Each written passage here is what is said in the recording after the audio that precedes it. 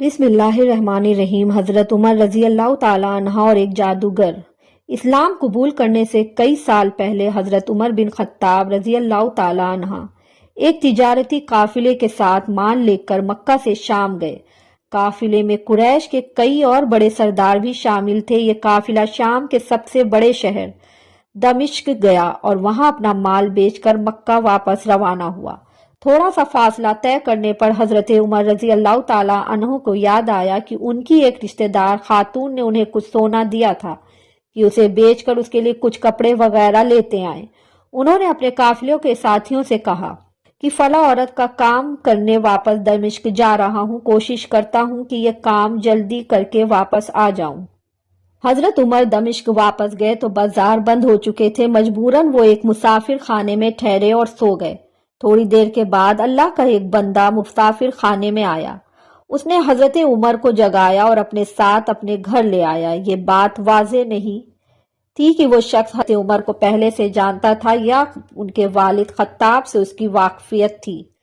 انہوں نے حضرت عمر کی بڑی خاطر مدارت کی۔ کھانا کھا کر تو وہ سو گئے اور ان کا میزبان رات بھر عبادت کرتا رہا۔ صبح کو حضرت عمر بیدار ہوئے تو ان کے میزبان نے کہا کہ اکیلے بازار مت جانا، بازار میں لٹیرے اکثر مسافروں کو لوٹتے رہتے ہیں، میرے ساتھ چلنا۔ یہ کہہ کر وہ سو گیا کیونکہ رات بھر جاگا رہتا تھا۔ حضرت عمر نے اسے جگانا مناسب نہیں سمجھا اور اکیلے ہی بازار چلے گئے۔ ابھی بازار کھلا بھی نہیں تھا۔ وہ بازار کھلنے کا انتظار کرنے لگے۔ کچھ دیر کے بعد ایک عیسائی پادری اپنے نوکروں کے ساتھ آیا اور حضرت عمر کی طرف اشارہ کر کے اپنے نوکروں کو حکم دیا کہ اس شخص کو پکڑ لو، یہ گرجے کا کام بہت اچھی طرح سے کر لے گا۔ اس زمانے میں حضرت عمر بڑے تنومند پہلوان تھے۔ پادری کے نوکروں نے ان کو پکڑ لیا اور ایک پرانے گرجے میں لے گئے۔ پادری نے ان کو ایک ہتھوڑا دیا اور ان کو گرجے کی ایک دیوار توڑنے پر لگا دیا۔ ایسا معلوم ہوتا تھا کہ وہ اس جگہ پر ایک نیا گرجا بنوانا چاہتا تھا۔ حضرت عمر دن بھر کام کرتے رہے۔ کہیں شام کو جا کر چھٹی ملی، وہ تھکے ہارے واپس مسافر خانے میں آ کر بیٹھ گئے۔ پہلے ہی دن والا نیک آدمی پھر آیا اور ان سے پوچھا کہ آپ کدھر چلے گئے تھے؟ حضرت عمر نے اسے سارا قصہ بتا دیا۔ وہ شخص آج بھی ان کو اپنے گھر لے گیا اور ان کی بڑی خاطر و مدارت کی اور انہیں تائید کی کہ کل بازار جاتے وقت مجھے ساتھ لے جانا۔ اس کے بعد وہ عبادت میں مشغول ہو گیا اور حضرت عمر سو گئے۔ دوسرے دن حضرت عمر بیدار ہوئے تو اپنے نیک میزبان کو سوتے پایا۔ انہوں نے اب کی بار بھی اس کو جگانا مناسب نہیں سمجھا اور اکیلے ہی بازار چلے گئے۔ اتفاق سے پھر وہی پادری اپنے نوکروں کے ساتھ آیا اور حضرت عمر کو پکڑ کر ساتھ لے گیا۔ ان کو غصہ تو بہت آیا، لیکن کیا کرتے، غیر ملک میں وہ اکیلے تھے اور کوئی ہتھیار بھی پاس نہیں تھا۔ دوسری طرف پادری کے ساتھ 7-8 نوکر تھے اور وہ سب ہتھیار بند تھے۔ پہلے دن کی طرح ہی حضرت عمر ہتھوڑے کے ساتھ گرجے کی دیوار توڑنے لگے۔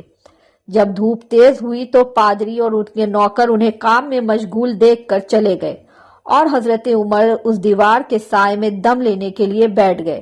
اتنے میں وہ پادری گھوڑے پر سوار چپکے سے آیا اور حضرت عمر کے سر پہ زبر لگائی اور کہا کہ ہم سب گھر گئے تو تو نے کام ہی چھوڑ دیا۔ اب حضرت عمر کو صبر کی تاب نہ رہی۔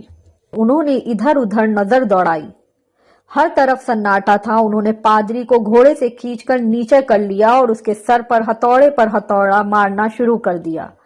وہ بہت چیخا چلایا لیکن اس کی مدد کے لیے بھی کوئی نہیں پہنچا۔ حضرت عمر نے ٹوٹی ہوئی دیوار کا ایک بھاری ٹکڑا اٹھایا، اس کے سر پر دے مارا۔ وہ پہلے ہی زخمی تھا، اب اس نے دم دے دیا۔ اس کو مرتے دیکھ حضرت عمر تیزی سے بھاگ کھڑے ہوئے اور جس راستے سے دمشق آئے تھے وہ راستہ چھوڑ کر ایک دوسرے راستے پر چل پڑے۔ شہر سے کافی دور انہیں ایک کھچر پر سوار رومی ملا جو روم سے تعلق رکھتا تھا۔ وہ ان کے ساتھ چلنے لگے۔ وہ کچھ باتیں کرنے لگا لیکن نہ حضرت عمر اس کی زبان سمجھتے تھے اور نہ وہ ان کی زبان سمجھتا تھا۔ اس نے یکایک اپنی تلوار پر ہاتھ ڈالا۔ حضرت عمر سمجھ گئے کہ وہ ان پر وار کرنا چاہتا ہے۔ انہوں نے فوراً ہی کھچر سے اسے نیچے کھینچ لیا اور اس سے تلوار چھین کر ایک ہی وار میں اس کا کام تمام کر دیا۔ پھر آپ کھچر پہ سوار ہو کر آگے چل دیے۔ اس کے بعد کیا ہوا سارا احوال خود حضرت عمر رضی اللہ تعالی عنہ نے اس طرح بیان کیا ہے کہ اس جگہ سے روانہ ہو کر میں ایک گرجے میں پہنچا۔ یہاں عیسائیوں کی ایک جماعت رہتی تھی۔ میں گرجے کے اندر داخل ہوا تو گرجے میں رہنے والے سب لوگ میرے ارد گرد جمع ہو گئے اور مجھ سے میرے حالات کے بارے میں پوچھنے لگے۔ پھر تو وہ اپنی پادری کے پاس مجھے لے گئے۔ پادری مجھے نہایت غور سے دیکھنے لگا اور اس کے بعد کہنے لگا کہ ایسا معلوم ہوتا ہے کہ تمہیں کسی چیز کا خوف ہے۔ میں نے کہا کہ تم نے کیسے اندازہ لگا لیا کہ مجھے کسی چیز کا خوف ہے؟ اس نے میرے سوال کو ٹال دیا کہ جب تک چاہیں یہاں ٹھہریں، آپ کو یہاں کسی قسم کا کوئی خطرہ نہیں، آپ ہماری حفاظت میں ہیں۔ پھر اس پادری نے مجھے اپنے گھر میں مہمان کی طرح رکھا اور میری نہایت ہی خاطر و مدارت کی، اور پھر پوچھا کہ آپ کون ہیں؟ میں نے اسے بتایا کہ میں مکہ کا رہنے والا ہوں اور قبیلہ قریش سے تعلق رکھتا ہوں۔ تجارتی قافلے کے ساتھ شام آیا تھا۔ تجارت کا مال بیچنے کے بعد ایک ضروری کام کے لیے مجھے اپنے قافلے سے جدا ہو کر واپس دمشق جانا پڑا۔ اب میں اپنے وطن واپس جا رہا ہوں اور راستہ بھٹک یہاں آ نکلا ہوں۔ پادری مجھے غور سے دیکھتا رہا اور بار بار طرح طرح کے سوال کرتا رہا۔ میں نے ان کے یہاں نہایت ہی آرام سے رات بسر کی۔ صبح کو آ کے پوچھا کہ آپ کا ارادہ یہاں ٹھہرنے کا ہے یا آگے جانے کا؟ میں نے کہا کہ اب میں آپ سے رخصت ہونا چاہوں گا۔ یہ سن کر پادری نے اپنا ایک شاندار گدھا جو بڑا خوبصورت اور نہایت ہی تیز رفتار تھا لے آیا۔ اس گدھے کی پیٹھ پر کھانے کی مزیدار چیزیں اور قیمتی تحفے بھرے ہوئے تھے، اور پھر کہنے لگا کہ آپ اس گدھے پر سوار ہو جائیں اور چل پڑیں۔ راستے میں آپ کا گزر کسی عیسائی کے مکان کے پاس سے ہوگا تو وہ آپ کو اس گدھے پر سوار دیکھ کر آپ کی بے حد تعظیم کرے گا اور آپ کی خاطر و مدارت میں کوئی کسر نہیں چھوڑے گا۔ یہ کہہ کر پادری نے میرا ہاتھ پکڑا اور تنہائی میں لے جا کر کہنے لگا کہ اے عمر، آپ پر میرا حق واجب ہو گیا۔ میں نے کہا بے شک۔ اس نے کہا آپ کا تعلق ایک معظم قوم سے ہے، میری آپ سے ایک غرض ہے کہ میں نے کہا آپ بیان کر دیں، لیکن حیرت کی بات ہے کہ آپ جیسا بڑا آدمی مجھ جیسے پریشان حال مسافر سے کوئی غرض کیسے رکھ سکتا ہے؟ اس نے بڑے یقین بھرے لہجے میں کہا میں ایک ایسا آدمی ہوں جس نے اللہ نے آسمانی کتابوں کا علم عطا کیا ہے۔ میں نے آپ کی ذات سے بہت سی ایسی نشانیاں دیکھی ہیں جو یہ سب ظاہر کرتی ہیں کہ جب ایک مقرر مدت پوری ہو جائے گی تو حالات میں زبردست تبدیلی آئے گی۔ اس وقت آپ ہمارے ملک کے حاکم بن جائیں گے اور یہاں کے سب شہروں میں آپ ہی کا حکم چلے گا۔ اس کے بعد پادری نے اپنی جیب سے دعوت قلم اور کاغذ نکال کر کہا کہ میری غرض یہ ہے کہ آپ اس کاغذ پر لکھ دیں کہ اس گرجے اور اس کی جائیداد پر کسی قسم کا کوئی محصول لاگو نہیں کیا جائے گا۔ میں نے حیران ہو کر پادری سے کہا کہ آپ مجھ سے مذاق تو نہیں کر رہے؟ اس نے کہا کہ قسم ہے اس ذات کی جس نے عیسیٰ علیہ السلام پر انجیل نازل فرمائی، میں جو کچھ کہہ رہا ہوں وہ بالکل سچ ہے۔ آپ مہربانی کریں اور میری درخواست قبول فرمائیں۔ میں نے پادری کی باتوں کو اس کا وہم سمجھا اور جیسے اس نے کہا میں نے اسی طرح کاغذ پہ اسے لکھ کر دے دیا۔ اس کے بعد گدھے پر سوار ہو کر چل پڑا۔ راستے میں مجھے کئی جگہ پر عیسائیوں کی جماعتیں ملی۔ انہوں نے مجھے ایک پادری کے گدھے پر سوار دیکھ کر میری بڑی خاطر و مدارت کی۔ میں اس طرح جگہ جگہ عیسائیوں کا مہمان بنتا تبوک تک پہنچ گیا۔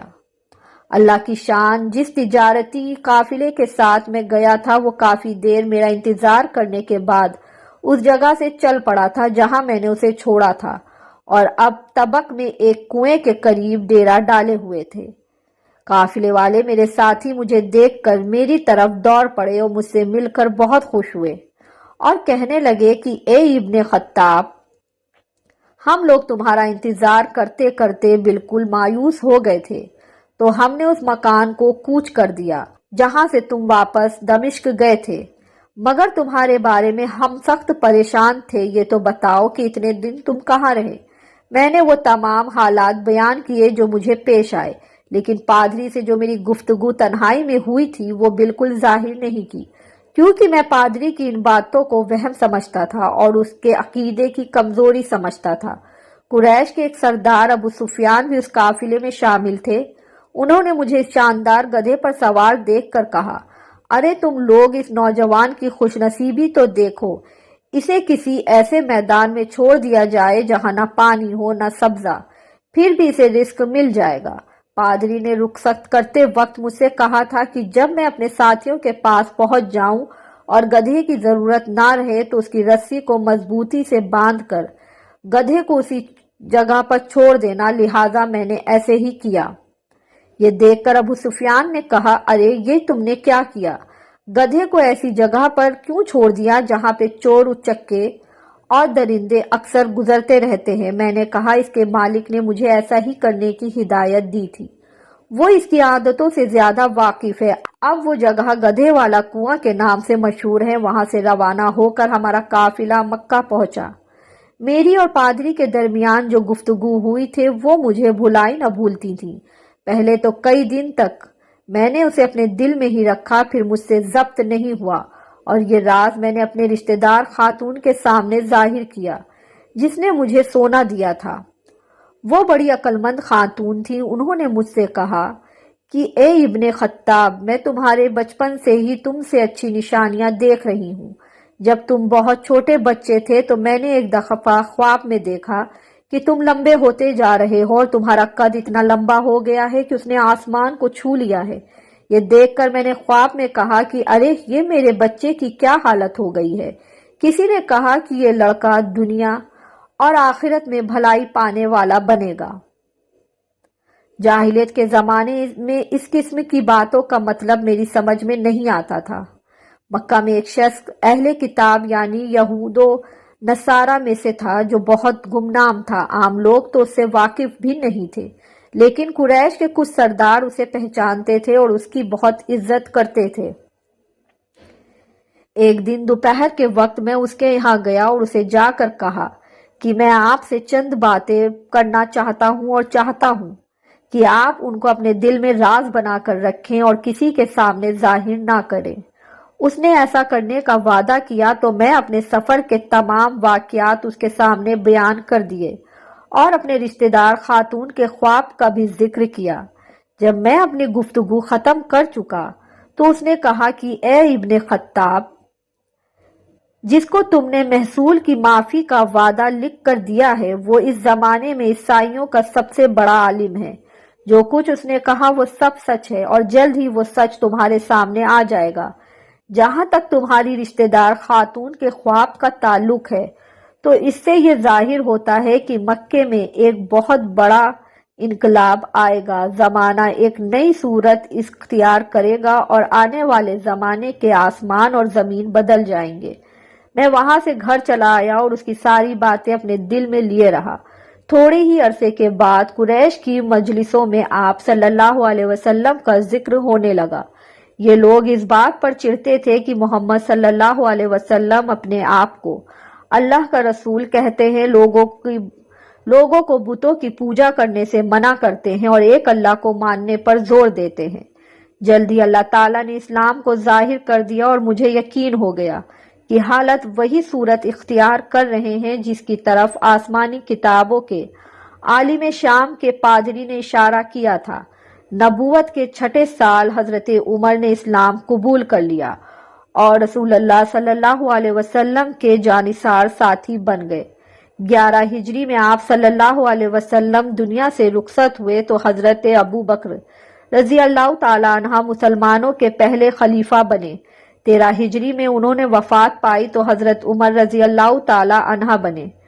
ان کے سفر نامے کی روایت کرنے والے راوی کا بیان ہے کہ حضرت عمر فاروق رضی اللہ تعالیٰ عنہ اپنی خلافت کے زمانے میں شام تشریف لے گئے تو ایک بوڑھا آدمی جس کے بال برف کی طرح سفید ہو چکے تھے عیسائیوں کی ایک جماعت کے ساتھ ان کی خدمت میں حاضر ہوا اور عرض کیا کہ اے امیر المومنین، کیا آپ مجھے جانتے ہیں؟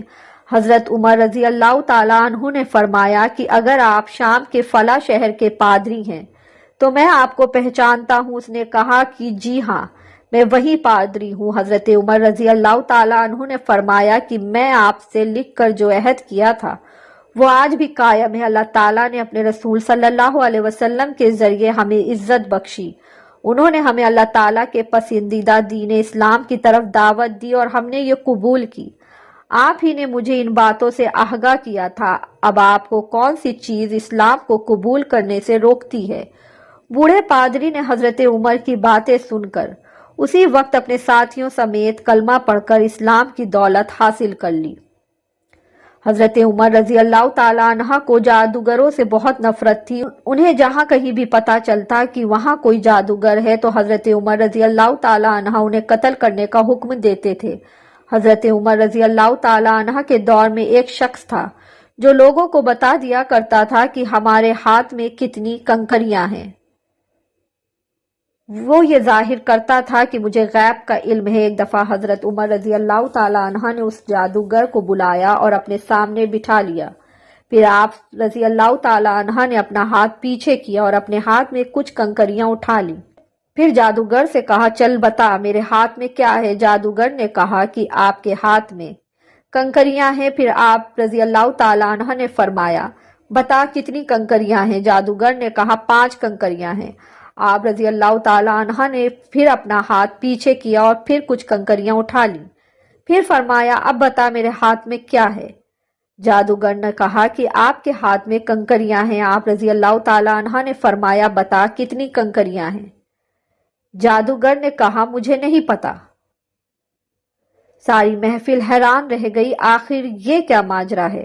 پھر آپ رضی اللہ تعالیٰ عنہ نے فرمایا، پہلے جب میں نے کنکریاں اٹھائی تھیں تو تجھے بھی پتا تھا کہ میرے ہاتھ میں کتنی کنکریاں ہیں۔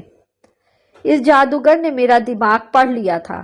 دوسری بار جب میں نے کنکریاں اٹھائیں تو مجھے بھی نہیں پتا تھا کہ میرے ہاتھ میں کتنی کنکریاں ہیں، کیونکہ شیطان انسان کے جسم میں خون کی شکل میں دوڑتا ہے۔ جادوگر شیطان کی پوجا کرتے ہیں جس سے شیطان ان کو ہر چیز ہر بات بتا دیتا ہے۔